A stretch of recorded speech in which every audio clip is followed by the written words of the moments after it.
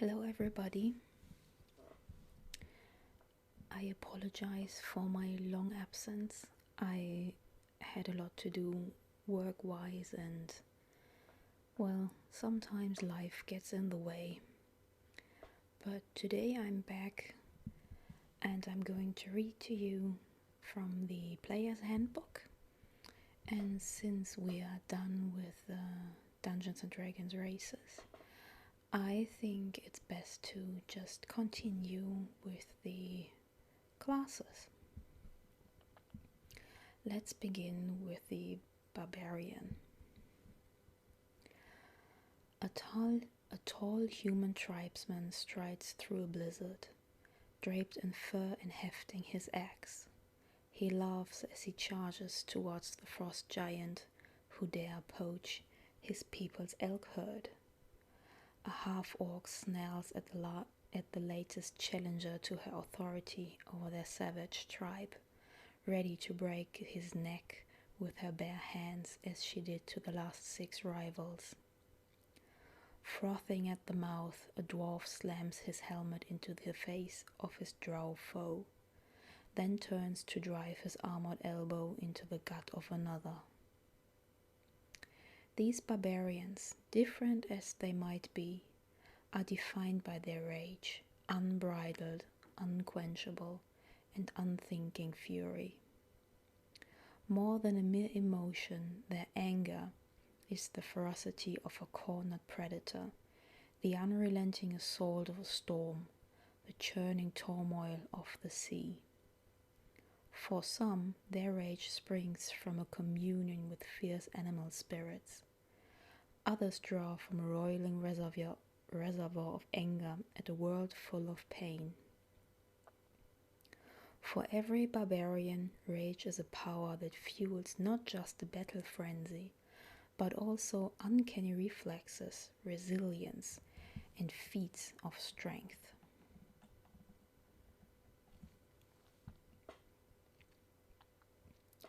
People of towns and cities take pride in how their civilized ways set them apart from animals, as if denying one's own nature was a mark of superiority. To a barbarian, though, civilization is no virtue, but a sign of weakness. The strong embrace their animal nature, keen instincts, primal physicality, and ferocious rage. Barbarians are uncomfortable when hedged in by walls and crowds. They thrive in the wilds of their homelands, the tundra, jungle, or grasslands where their tribes live and hunt. Barbarians come alive in the chaos of combat. They can enter a berserk state where rage takes over, giving them superhuman strength and resilience. A barbarian can draw on this reservoir of fury only a few times without resting, but those few rages are usually sufficient to defeat whatever threats arise. Not every member of the tribes deemed barbarians by science of civilized society has the barbarian class. A true barbarian among these people is as uncommon as a skilled fighter in a town, and he or she plays a similar role as a protector of the people and a leader in times of war. Life in the wild places of the world is fraught with peril, rival tribes, deadly weather, and terrifying monsters. Barbarians charge headlong into that danger, so that their people don't have to. Their courage in the face of danger makes barbarians perfectly suited for adventuring. Wandering is often a way of life for their native tribes, and the rootless life of the adventurer is little hardship for a barbarian. Some barbarians miss the close-knit family structures of the tribe, but eventually find them replaced by the bonds formed among the members of their adventuring parties. When creating a barbarian character, think about where your character comes from and his or her place in the world. Talk with your DM about an appropriate origin for your barbarian. Did you come from a distant land, making you a stranger in the area of the campaign? Or is the campaign set in a rough and tumble frontier where barbarians are common? What led you to take up the adventuring life? Were you lured to settled lands by the promise of riches? Did you join forces with soldiers of those lands to face a shared threat? Did monsters or an invading horde drive you out of your homeland, making you a rootless refugee? Perhaps you were a prisoner of war, brought in chains to civilized lands, and only now able to win your freedom. Or you might have been cast out from your people because of a crime you committed, a taboo you violated, or a coup that removed you from a position of authority. You can make a barbarian quickly by following these suggestions. First, put your highest ability score in strength, followed by constitution. Second, choose the outlander background. Now, let's move on to the class features. As a barbarian, you gain the following class features. Hit points. Your hit die is 1d12 per barbarian level. Your hit points at first level are 12 plus your constitution modifier. Hit points at higher level are 1d12 or 7 plus your constitution modifier per barbarian level after first. Proficiencies. You are proficient in light armor, medium armor, and shields. You are proficient with simple weapons and martial weapons. You are not proficient with any tools. Well, except your weapon, but you get my drift. Saving throws. You're proficient in strength and constitution saving throws. Choose 2 skills from animal handling, athletics, intimidation, nature, perception, and survival. Equipment. You start with the following equipment in addition to the equipment granted by your background. A great axe or any martial melee weapon, 2 hand axes or any simple weapon, an explorer's pack, and 4 javelins.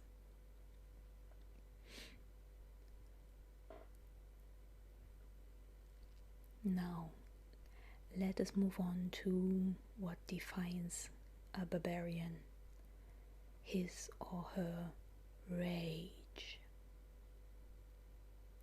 In battle, you fight with primal ferocity. On your turn, you can enter a rage as a bonus action. While raging, you gain the following benefits if you aren't wearing heavy armor. You have advantage on strength checks and strength saving throws. When you make a melee weapon attack using strength, you gain a bonus to the damage roll that increases as you gain levels as a barbarian, as shown in the rage damage column of the barbarian table. You have resistance to bludgeoning, piercing, and slashing damage. Oh well, I didn't know that. And I have a barbarian in my party. Should have read this before I started the campaign. Well, hopefully he's not listening. If you are able to cast spells, you can't cast them or concentrate on them while raging. Your rage lasts for 1 minute. It ends early if you are knocked unconscious or if your turn ends and you haven't attacked a hostile creature since your last turn or taken damage since then. You can also end your rage on your turn as a bonus action. Once you have raged, the number of times shown for your barbarian level in the rage column of the barbarian table, you must finish a long rest before you can rage again. While you are not wearing any armor, your armor class equals 10 plus your dexterity modifier plus your constitution modifier. You can use a shield and still gain this benefit. Well, that's helpful. Reckless attack. Starting at 2nd level, you can throw aside all concern for defense to attack with fierce desperation. When you make your first attack on your turn, you can decide to attack recklessly. Doing so gives you advantage on melee weapon attack rolls using strength during this turn, but attack rolls against you have advantage until your next turn. Danger sense. At 2nd level, you gain an uncanny sense of when things nearby aren't as they should be, giving you an edge when you dodge away from danger. You have advantage on dexterity saving throws against effects that you can see, such as traps and spells. To gain this benefit, you can't be blinded, deafened, or incapacitated. Primal path. At 3rd level, you choose a path that shapes the nature of your rage. Choose the path of the berserker or the path of the totem warrior, both detailed at the end of the class description. Your choice grants you features at 3rd level and again at 6th, 10th and 14th level. Ability score improvement.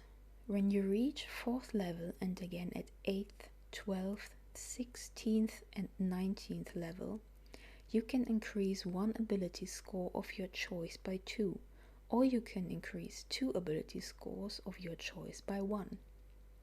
As normal, you can't increase an ability score above 20 using this feature. Extra attack.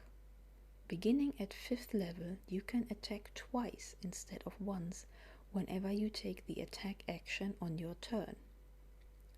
Faster movement. Starting at 5th level, your speed increases by 10 feet while you aren't wearing heavy armor.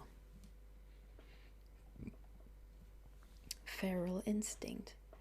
By 7th level, your instincts are so honed that you have advantage on initiative rolls. Dear Lord.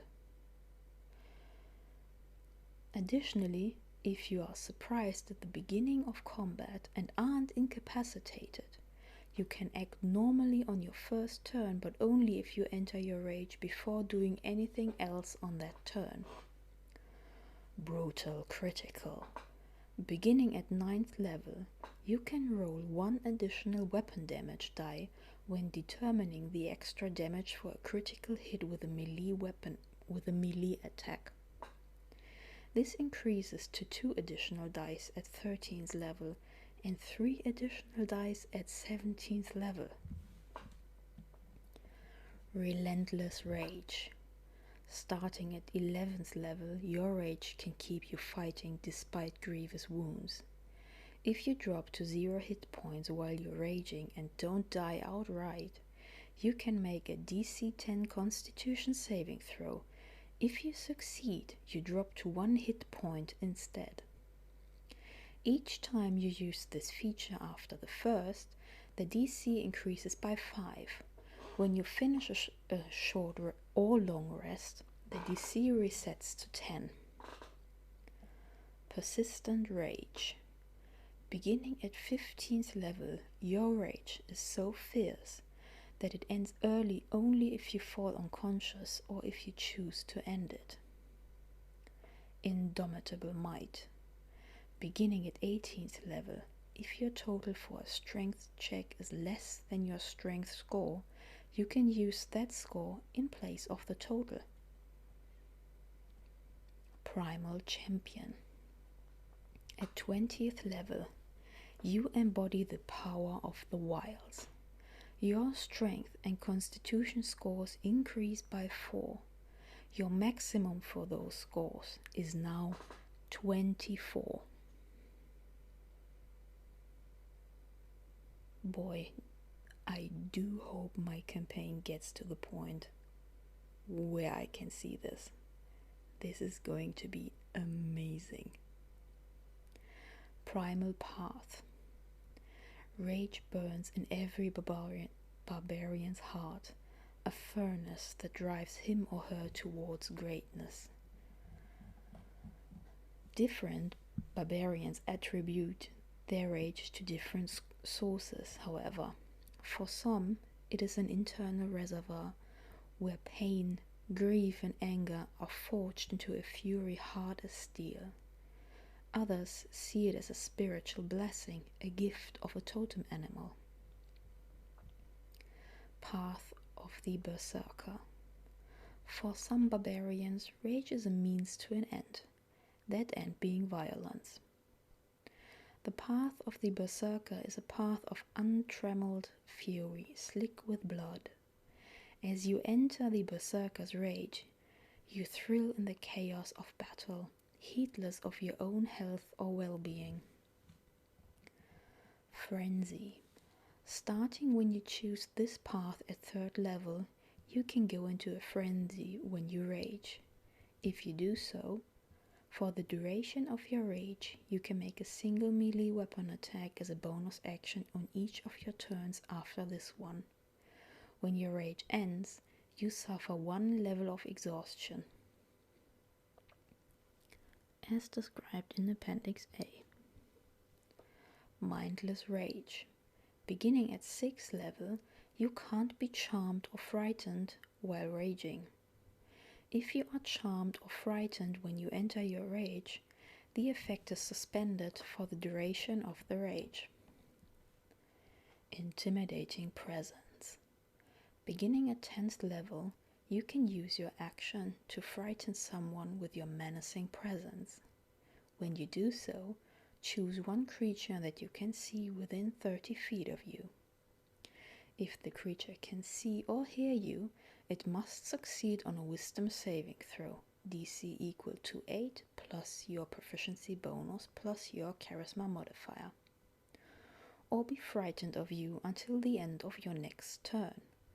On subsequent turns, you can use your action to extend the duration of the effect on the frightened creature until the end of your next turn.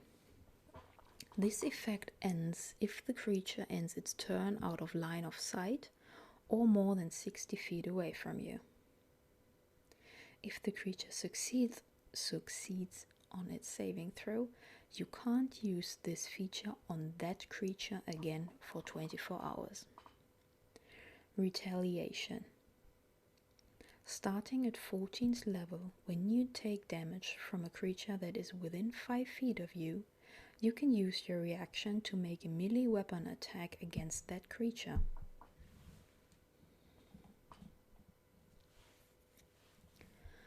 Path of the Totem Warrior. The path of the Totem Warrior is a spiritual journey, as the barbarian accepts a spirit animal as guide, protector, and inspiration.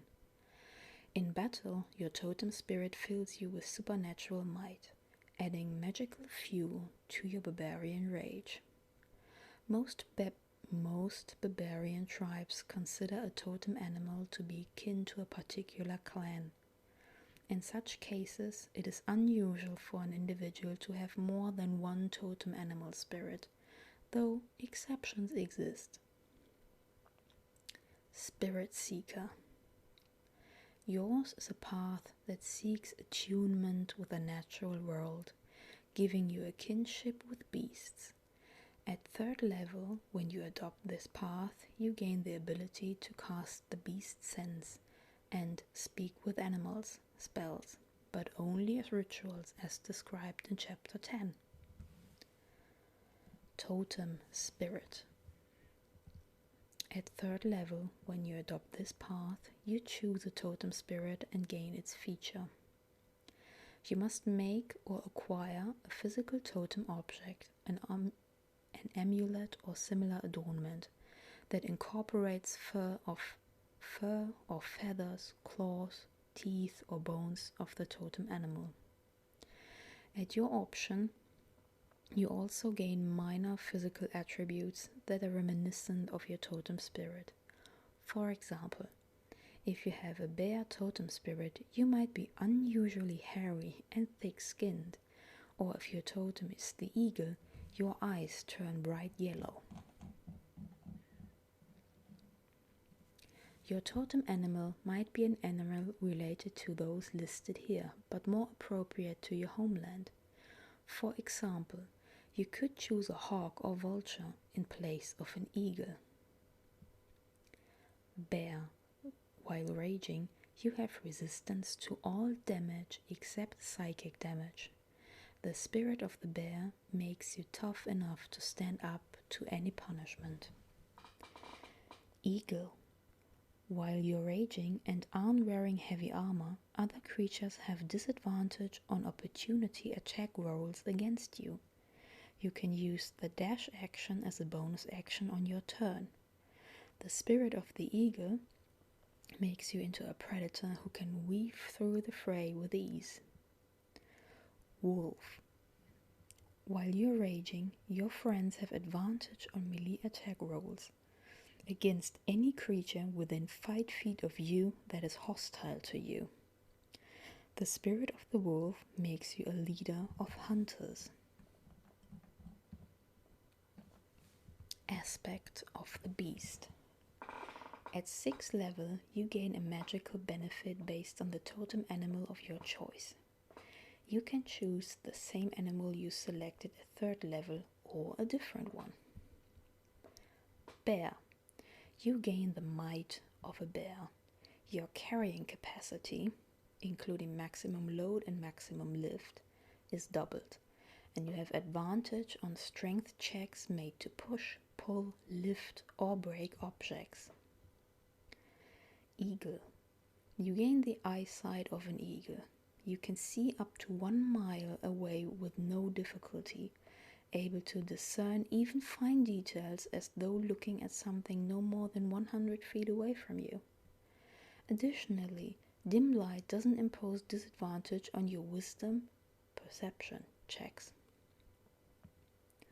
Wolf. You gain the hunting sensibilities of a wolf. You can track other creatures while traveling at a fast pace, and you can move stealthily while traveling at a normal pace. See Chapter 8 for rules on travel pace. Spirit Walker. At 10th level, you can cast the Commune with Nature spell, but only as a ritual. When you do so, a spiritual version of one of the animals you choose for totem spirit or aspect of the beast appears to you to convey the information you seek. Totemic Attunement. At 14th level, you gain a magical benefit based on a totem animal of your choice. You can choose the same animal you selected previously or a different one. Bear. While you're raging, any creature within 5 feet of you that's hostile to you has disadvantage on attack rolls against targets other than you or another character with this feature. An enemy is immune to this effect if it can't see or hear you or if it can't be frightened. Eagle. While raging, you have a flying speed equal to your current walking speed. This benefit works only in short bursts. You fall if you end your turn in the air and nothing else is holding you aloft. Well, that sounds rather dangerous. Oh. Wolf. While you're raging, you can use a bonus action on your turn to knock a large or smaller creature prone when you hit it with melee weapon attack. So much for the Barbarian. I hope you enjoyed today's reading. I hope you learned something, and maybe you found it relaxing, although barbarians don't seem to be very relaxed people. Anyway, if you're just starting your day, I hope you have a wonderful day, And if you were trying to go to sleep, I wish you wonderful dreams. Thanks for listening, and see you again next time, fellow nerds. Bye bye.